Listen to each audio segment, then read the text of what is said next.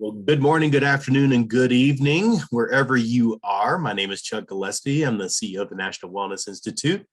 Thanks for being here. We will slowly get some things rolling. As you know, there's always that lag here in these last few minutes on getting folks hopping onto the site. But I also, for those of you who actually were here early and on time, I don't want to wait too long. But at the same time, one of the things I've always liked to do is jump on the chat here and tell us where you're coming from. What city are you from? Where are you? Let's see who's the furthest away. We usually have somebody, Sinji sometimes shows up from Japan. Sometimes we get Victor from Russia. Indianapolis, that's not very far away. In fact, I live in Fishers. DC, Chicago, Canada. Well, Valerie, I know you live in Worcester. Washington State, South Hutchinson Island, Florida. That might be the winner so far. I don't know, Canada or Florida. Depends on where we are. Southern Cal, Andy. Hope it's beautiful. Well, cool. Love to see that. There it is. It is. Thank you. Well, cool. Pennsylvania. Well, great. Thank you, guys. Thanks, everybody, for being here. I am going to stop sharing my screen for just a moment so Anita can actually take that on. Again, very excited about the Reimagining Wellness Live conversations. We are very excited to bring back Eirasmin and Anita from the National Wellness Conference this last, hard to believe it's been a month already. But we are adding a new rock star in this group in TQ, and I'm not going to lie, we've talked a total of about 30 minutes now, but I'm already jokingly saying I've got a new best friend. So if not a best friend, definitely a soulmate for sure. But looking forward to this. And with that, Anita, I'm hopefully giving you just enough time that you were able to get everything organized and ready to go. I'm going to turn the reins over, so have at it. Well, thank you. Thank you so much, Chuck, and good afternoon, everyone. Good evening, good morning, wherever you're coming from. We are so delighted that you're here to join us, and I'm honored to be presenting with two wonderful ladies. I'm looking forward for this conversation. Feel free to put in your comments in the chat, your questions as we go along. So let's get started. Again, this is Reimagining Wellness, from heightened awareness to action, stepping up to address healthcare inequalities. All right. And this is us. At the very end, we have our bios. And if you are able to register through the link, you are also able to see who we are, what our backgrounds are, our expertise. And that's why we're here. All right, so a few things here to consider as we go through this conversation. These are the objectives, and let's pay attention to this because in the last week, things have changed a little bit, and we'll talk about that. So we will talk about the changing demographic and the culture shifts. One size does not fit all. What does that mean? The service delivery model, understanding the difference between equality and equity. Discuss how social determinants of health impacts health, provide self-reflection to explore health equity, understand the impact of cultural context and COVID-19 on heightened awareness of racism and inequalities, and lastly, increase proficiency to craft culturally relevant messaging. So that's going to be our focus. And later, as you fill out your evaluations, there'll be some questions, and let's see where, each of you will be interested to see further beyond this. All right. So before we get started, this is what we're going to do. We have an activity in there, and the activity is for you to tell us, what do you think of diversity, the word diversity, or what the words that come to mind when you hear the word diversity. So in the chat, there is that link, the www.minty.com. And once you put that in your browser, you can copy and paste or click right in the chart. You put that code in there. So TQ, can you help and put that in the chat as we go along?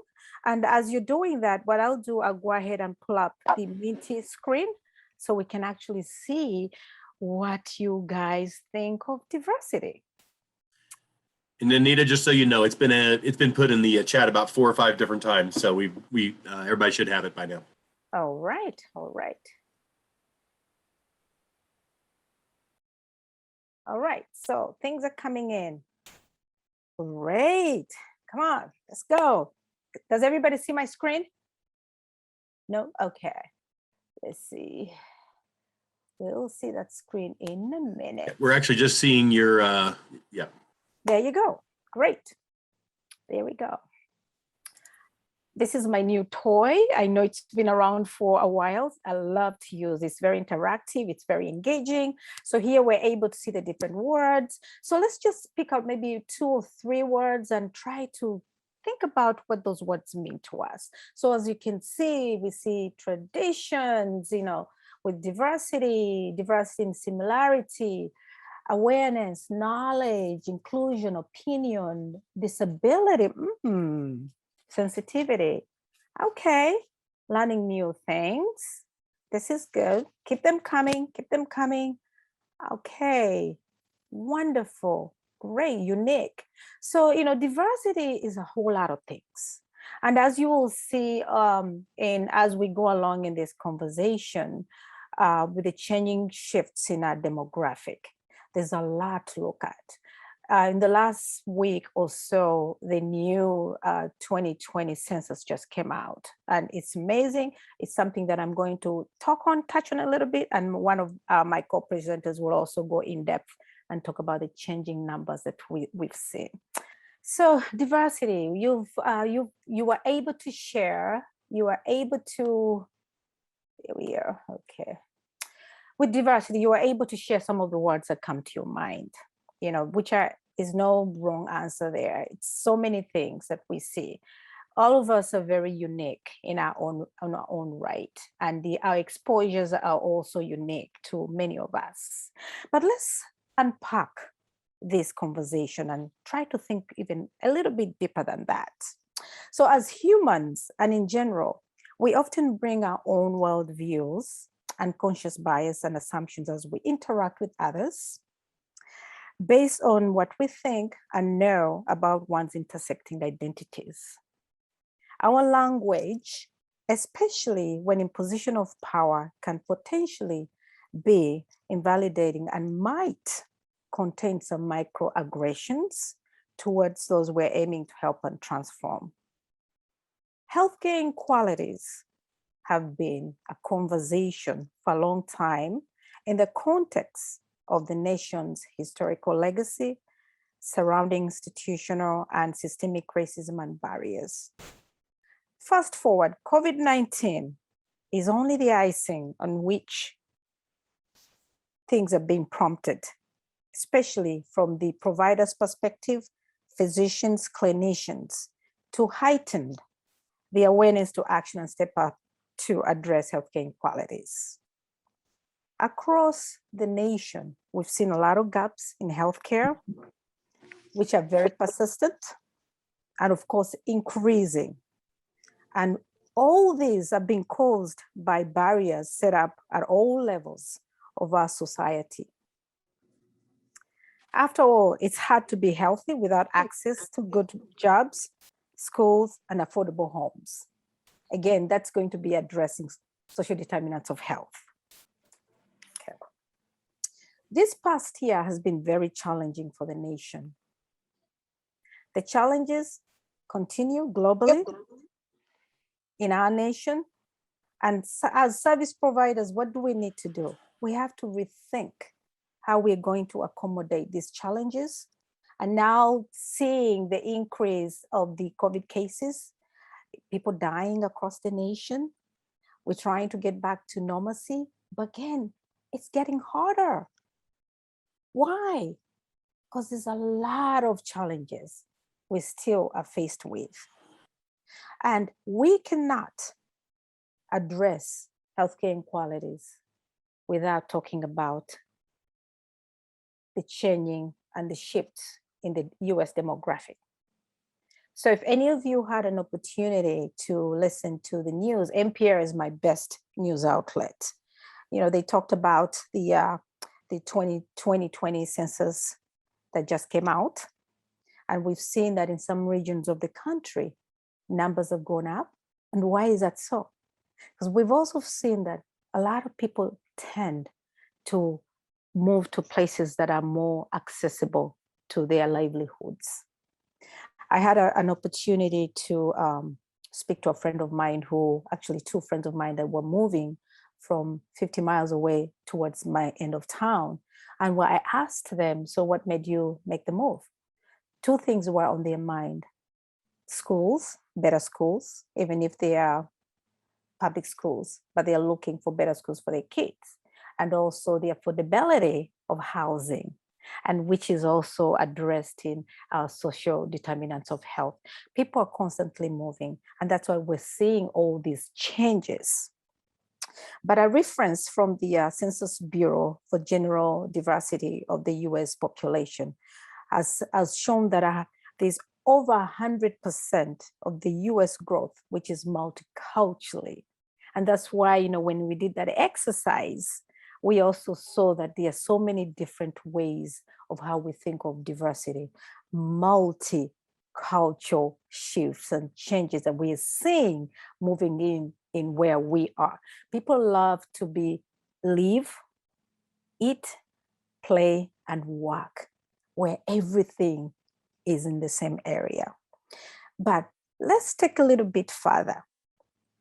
Did you know, and this is mostly for the providers as you do your work, did you know by the year 2050, non-Hispanic whites will be in the numerical minority groups and will make up at least 52% of the country's population?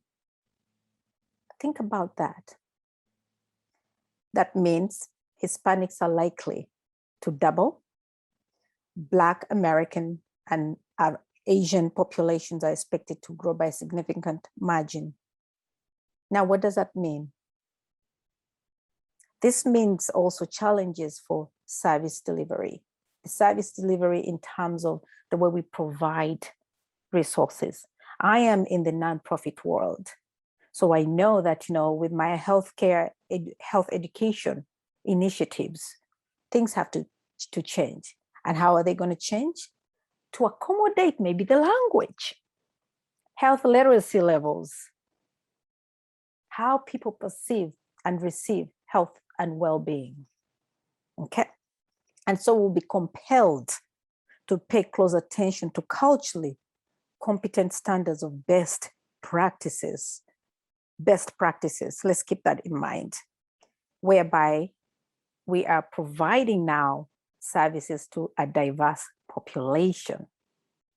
That's very critical to how we're going to start thinking how things are going to be done. Okay, we're also going to be also compelled to meet the demands of the different intergenerational, because all of us are looking for different things, different ways of improving our livelihood. Okay. And also some of these challenges may also be related to language barriers and different culturally related patterns of behavior. That's going to be key. But there's also another mix to this twist: mental health. Especially this time in this COVID pandemic, we've seen a lot of situational depression because of what's going on. People losing jobs, people losing their loved ones, and even homelessness. So we'll be compelled to think about all these different changes despite having the social determinants of health up front. Okay. All right. So now when we come to one size doesn't fit all, what does it mean? What does this mean, one size doesn't fit all? So we need to move beyond the one size fits all approach, especially with the changes that we see in the US demographic, and strive to customize services for individual needs. We talked about patterns of behavior that come with the changes. So we have to strive to move away from a one size fits all.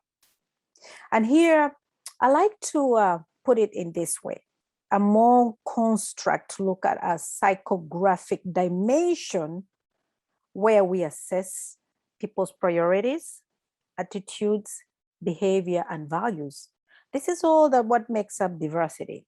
Behaviors, attitudes, values, it's all different for all of us.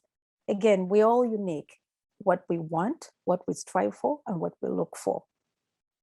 There will be some provisions and measures, such as making a people-centered care focused kind of structure to address expectations. Because I, as an individual, when I go to seek a resource, I'm looking for different things. So are you.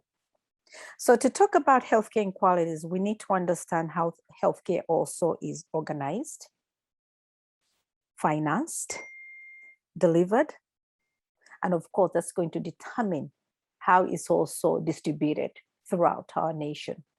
And now, with the different pockets of people moving from one region to another, that is going to be very significant for us as service providers.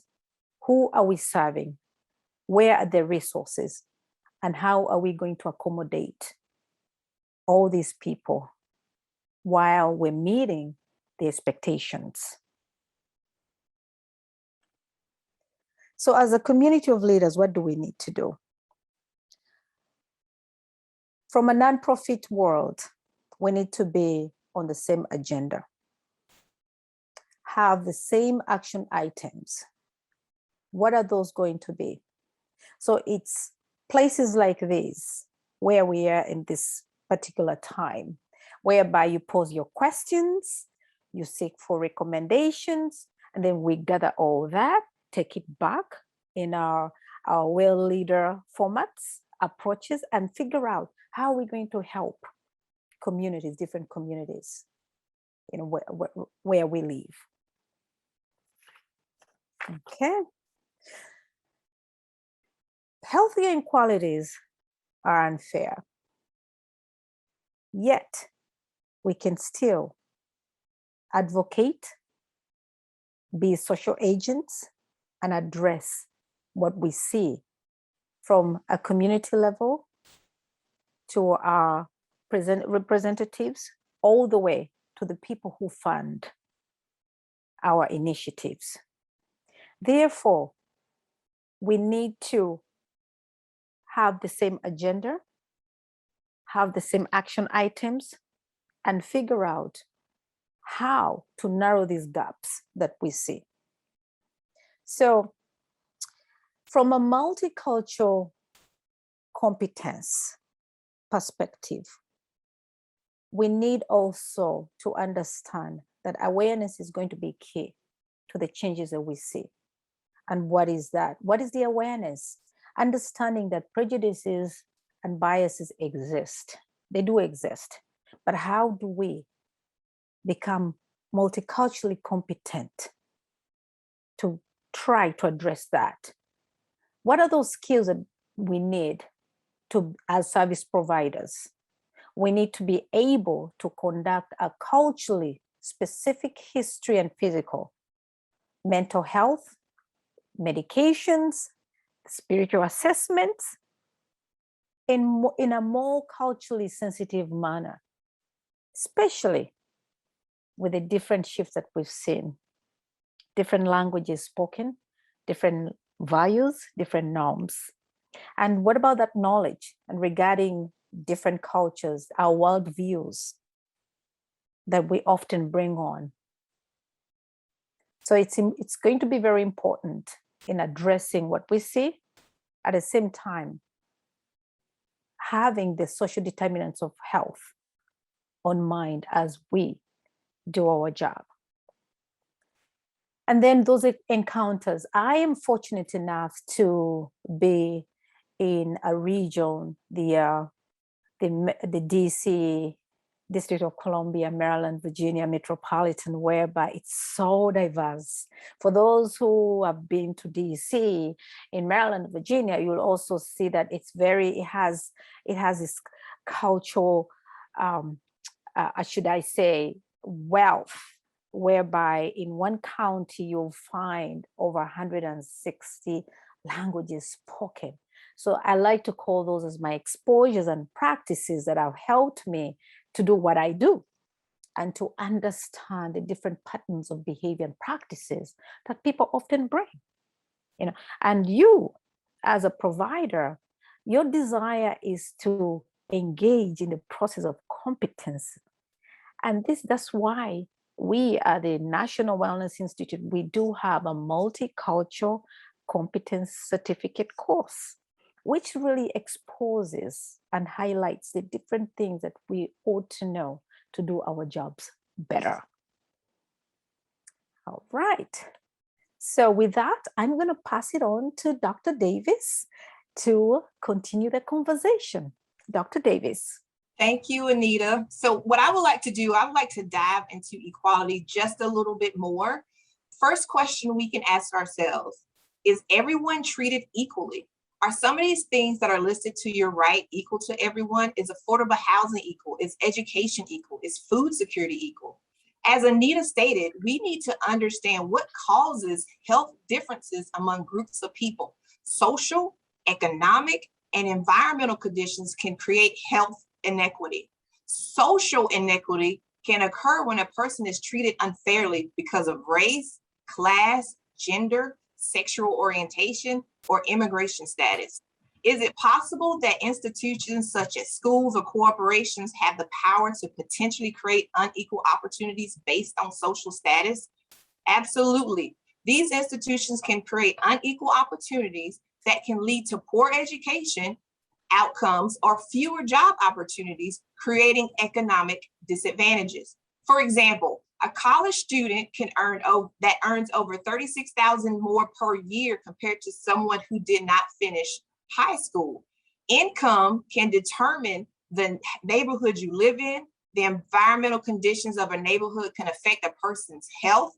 In many cities, the life expectancy can change by 10 to 15 years just by the zip code that they live in. Many lower income neighborhoods tend to be in poor social and environmental conditions. There's limited access to healthy foods. There's no safe places to play, walk, or even exercise. Next slide, please. While the term equality and equity may sound similar, the application of one versus the other can lead to dramatically different outcomes for marginalized people. Equality equals sameness. It promotes fairness and justice by giving everyone the same thing. It is assumed that everyone will benefit from the same support, but it can only work if everyone starts from the same place. Now let's look at equity. Equity equals fairness.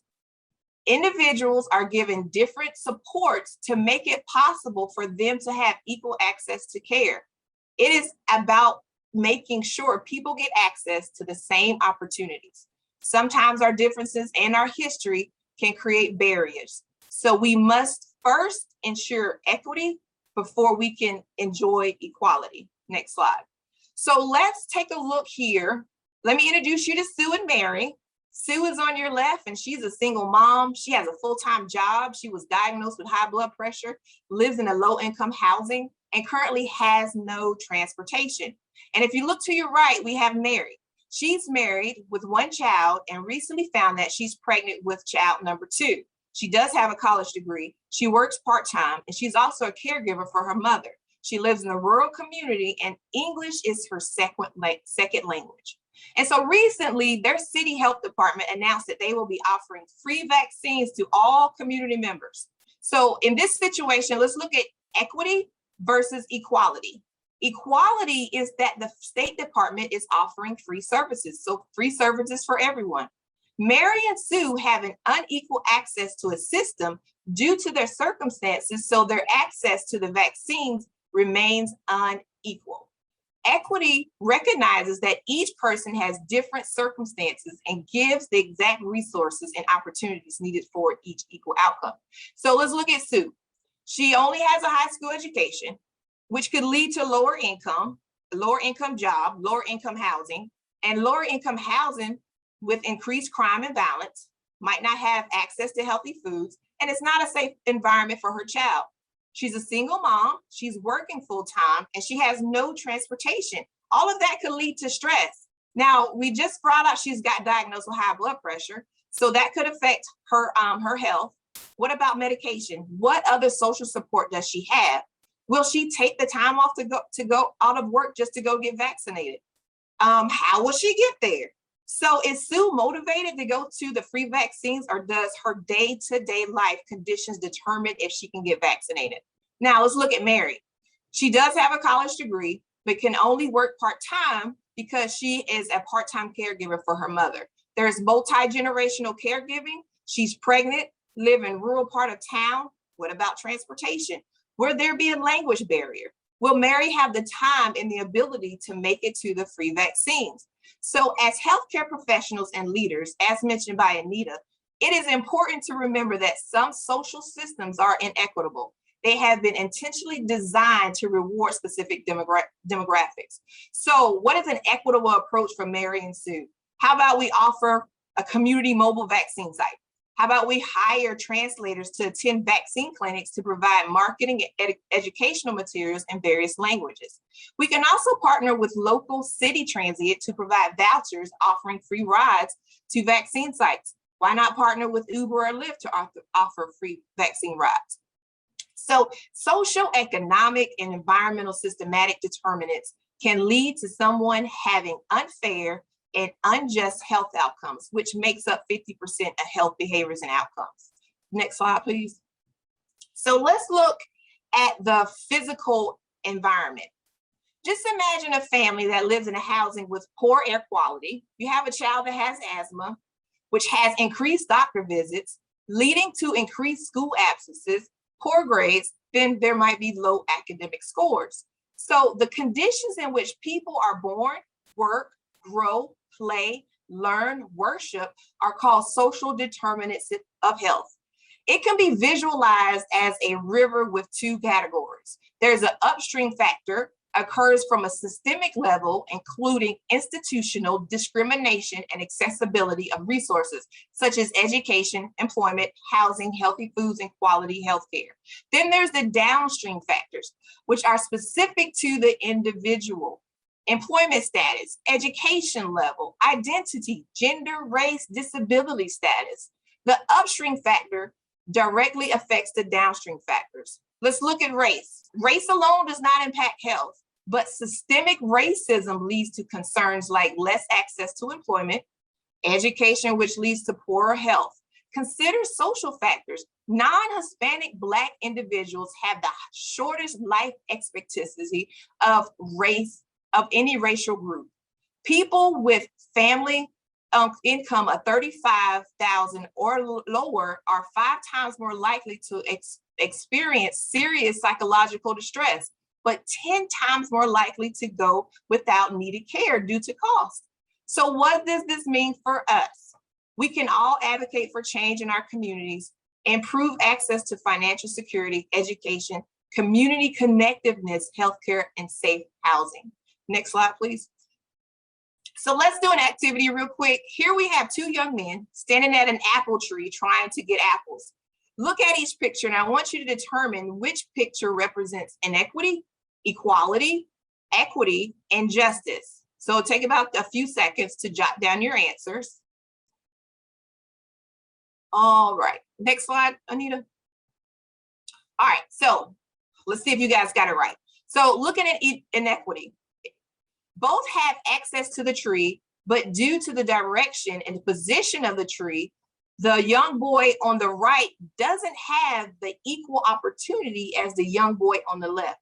There is an imbalanced social system. Equality, again, so it's B. Again, both young boys have equal access to the tree. The tree is providing apples. Equity, A and C. The tree hasn't changed, but not both boys have equal access to the apples. The boy on the right has a slightly higher ladder to counterbalance the tilt in the tree. Equity is a solution for addressing imbalanced social system. And then justice, which is C. Justice just takes equity one step further by fixing the system in a way that leads to long-term, sustainable, equitable access for generations to come. Now, boards were placed to straighten the tree for equal access, apple access. Both have the same type of ladder. Remember, equity equals fairness and equality equals sameness. Next slide, Anita. So, health equity will be achieved when everyone is able to reach their full health potential. As mentioned by Anita, to achieve health equity, we need to eliminate avoidable health inequities and health disparities by creating fair opportunities for health. Now we will have Ada, next slide, who will discuss multicultural and the cultural context in COVID with the heightened awareness of racism and inequity. Thank you, Taquina. And I think that now that we have a clear understanding on the difference between equity and equality as a foundational concepts, then let's start to build on that, on, as Taquina said, the impact on the cultural context and COVID-19 on the current heightened awareness on healthcare inequities. And then we're going to take it a step farther to be able to develop culturally relevant messaging for diverse populations. So if you go to the next slide, let's start with reinforcing a little bit of what both Anita and Taquina were mentioning at the beginning of this talk. Right now, the US is an increasingly multicultural landscape. We can see when we look at the population breakdown based on the latest US Census data, we have that 41% of the population is multicultural. When we look at the projected population growth, we can see that multicultural groups are going to account for over 100% of the future US population growth. You can see here on this graph that this is data that was projected in 2015, that the non-Hispanic white population will actually have a negative growth, while the minority groups, the rest of the minority groups, were driving the population growth. This is just confirmed if we go to the next slide. With the current data, as Anita was saying, from the US Census, where you can actually see the changes in the US population per race and ethnic groups from 2010 to 2020, and you can see the negative population growth for non-Hispanic whites, and then the same thing in the next graph, where you can see how non-Hispanic whites accounted for almost 80% of the population in the 1980s, and now in 2020, it's less than 60%. So if there is something that we can all agree on, is that understanding multicultural populations is beneficial for all of us, and it doesn't matter in which industry we work at. We need to be able to understand diverse groups, and we need to be able to communicate to them. So if we go to the next slide, then we start thinking a little bit of what's happening right now that is having an impact on the awareness of racism and inequalities. Well, we see all these cultural movements, everything from Black Lives Matter to social justice processes, which is Me Too. And what's happening is that we have minority groups and minority groups leaders that are currently having a more prominent voice. And that prominent voices are leading to heightened awareness. At the same time, that is being coped with what?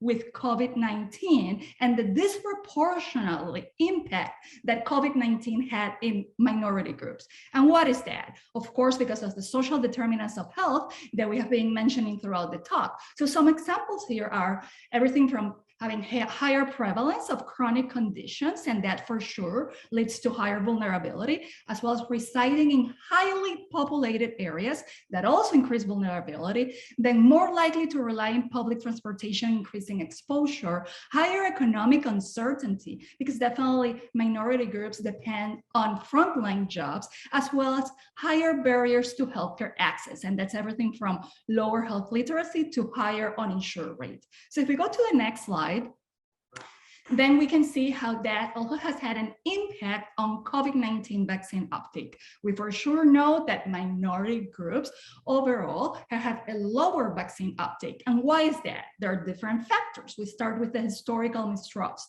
very relevant for African-American populations. We see that racism and historical mistreatment has had an impact. Specifically, we have the Tuskegee study that many of you are familiar with, where African-American groups were misled to believe that they were being treated for something that was called, back then, this was a longitudinal study that was called as bad blood, and they were misled to participate in a study where they were participating in a syphilis study without their consent.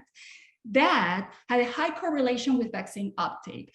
Those within the African-American population that have high awareness of the Tuskegee study tend to have lower vaccine uptake, for example. Then the same went with the sense of belonging. African-Americans that have a higher sense of belonging to the African-American community, they tend to have a lower vaccine uptake. Then we go to information disparities. We know that public health messaging has definitely not been effectively targeted to address all minority groups. And there are a lot of efforts that have been made, but we have a lot of barriers. We have language barriers, we have gaps in health literacy, we have gaps in cultural relevance. And therefore, when you look at the data from the COVID Collaborative, you can see that the trust in vaccine safety, the trust in vaccine effectiveness, as well as the trust in culturally specific testing and safety is definitely low among minority groups.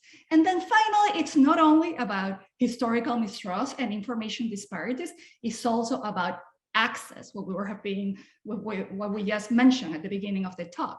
It's all about vaccine distribution plans underserving minority communities. Transportation has an impact. Internet access to make an appointment, for example, has an impact, and so on. So we can see that there are many variables that are part of the mix. Then we move to the next slide. And what we see here is that even though there are many variables, as I mentioned, there is a heightened awareness. And this heightened awareness is extremely positive. Why? Because it's leading to take action, and to take action at all levels. So we're seeing from federal government level, there is a 2021 executive order on advancing racial equity and support for underserved communities. We also have a state legislature at a school level, and that's training for staff to improve racial equity in education. We have corporations, and this is important. Corporations are stepping up. They're pledging $66 billion to racial equity initiatives in 2020. And when we look at the data from LinkedIn, there has been a 71% increase in the last 5 years in diversity and inclusion roles. And when we look specifically at healthcare corporations and we look at pharmaceutical corporations, they're definitely also stepping up to the plate.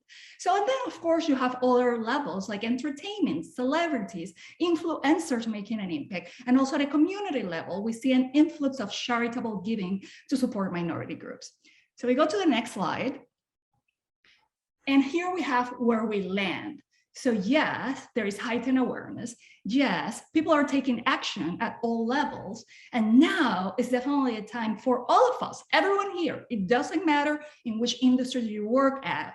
It is the time to step up.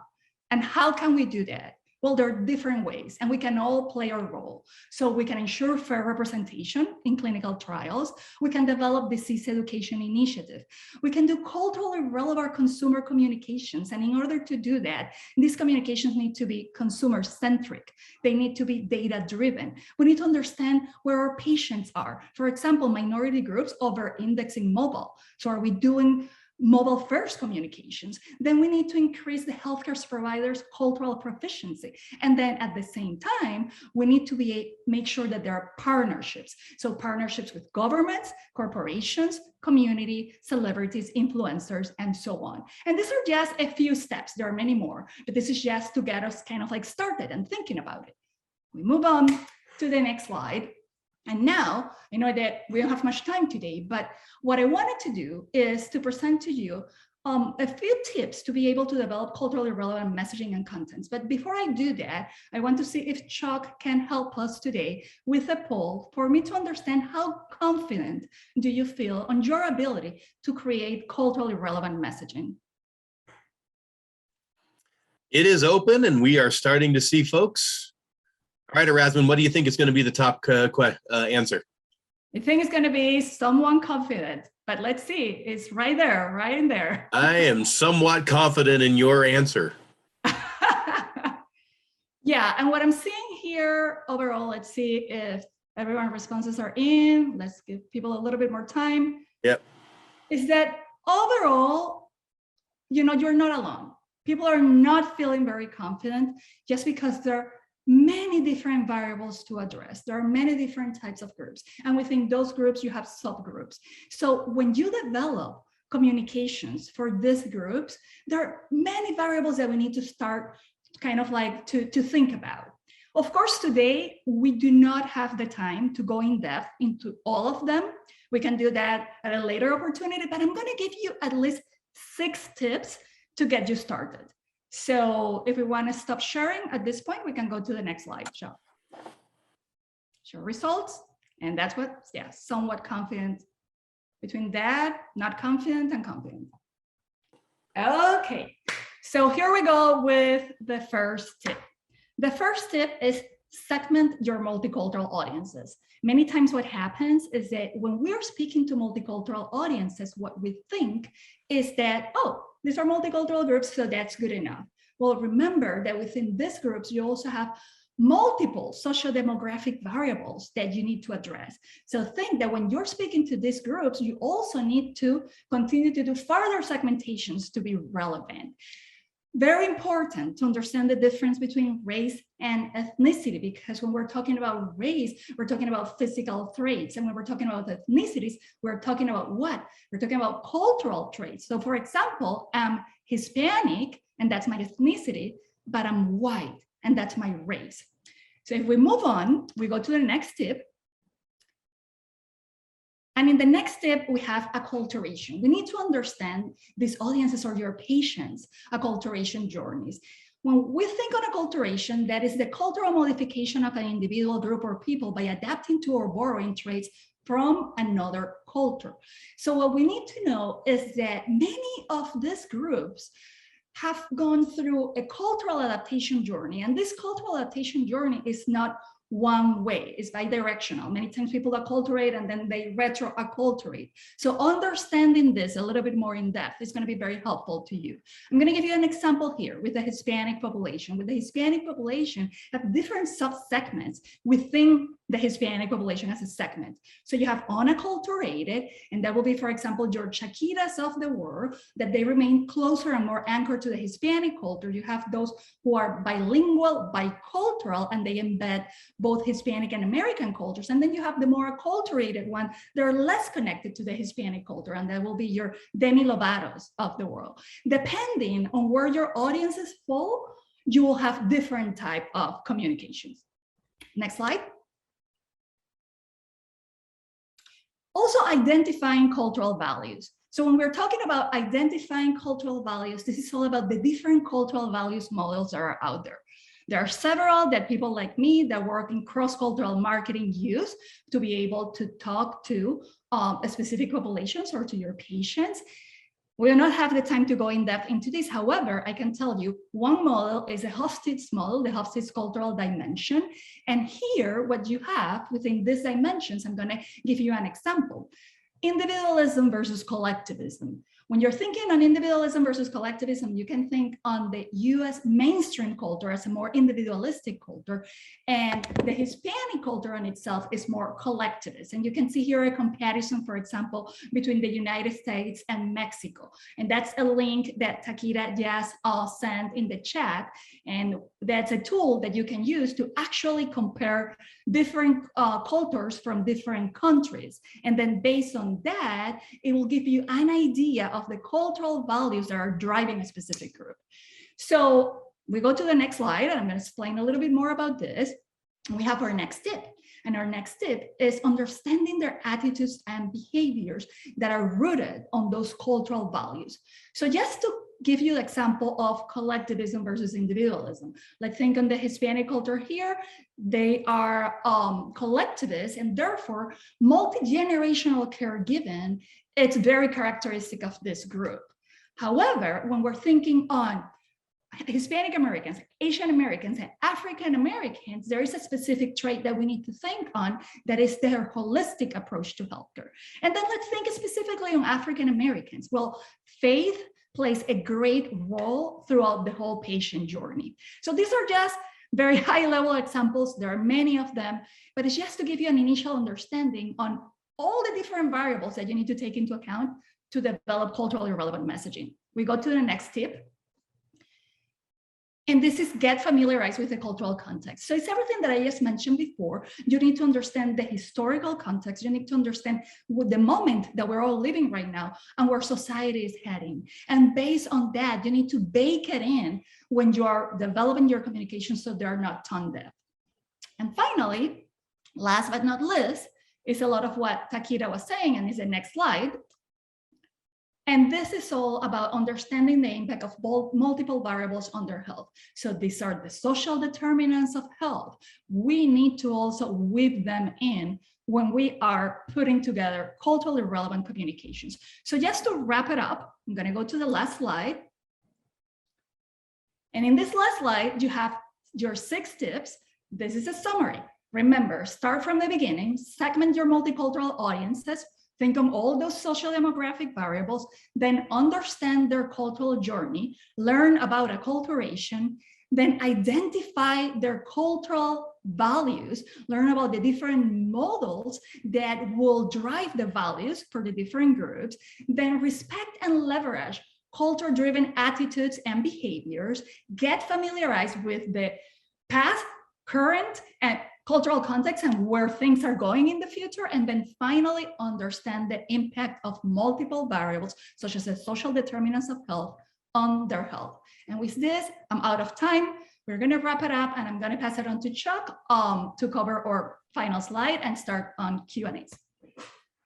Sounds great. So yes, please jump in right now. And if you have any questions, please add them to the chat feature as we speak. We are also looking at ways to connect. And, you know, the beauty of it is the 3 individuals that you just heard speak are all members of the National Wellness Institute. So what's a better way to connect to these folks than to join the National Wellness Institute? Anita and Eirasmin and TQ, I think you even mentioned it a little bit. We do have our National Wellness Institute Multicultural Competency Certificate course. Always a great program that has been developed over the last, since about 2015, to be honest with you. The initial one was built in 2019. And we have teamed up with HR.com to provide that in a wonderful cohort, but also on-demand program. Anita's actually been our main facilitator for that program for the last year. So what a great way to connect right into her. Obviously, again, there's going to be a follow-up survey that we're going to be sending out to you. And obviously, you guys can connect with the speakers with that. And then what other questions might you guys have before we close it down? I have one. I'm going to go ahead and get it started with you. One of the things that we've really been talking about throughout this is all the diversity that we really need to be thinking about. We had our monthly webinar yesterday on messaging, and one of the comments that was really brought up was we got into a really deeper conversation about people with disabilities. How do we start to kind of bring some of those pieces in? And TQ, I know you work right there, you and Anita, well, all 3 of you guys do work really deep into the trenches of the communities. How are you seeing adding kind of that value into everything else that we've been talking about today? Really good question, Chuck. I happen to be a chair for a local community coalition, and we just recently got funding for a community garden expansion. And so it's not by coincidence that you mentioned that, because it was brought to my attention, how do we cater to those kids that might be in a wheelchair? They won't be able to bend down into the garden. And the light came on. And I was like, I never looked at it. The only reason why I never looked at it was because I've never really had to experience that. And so as a healthcare professional, as a community worker, and as a health educator, it's great that we surround ourselves with different disciplines. And in the public health industry, there's a plethora of disciplines that we need to work with, because it's a collaborative approach to be successful with health equity and inclusion.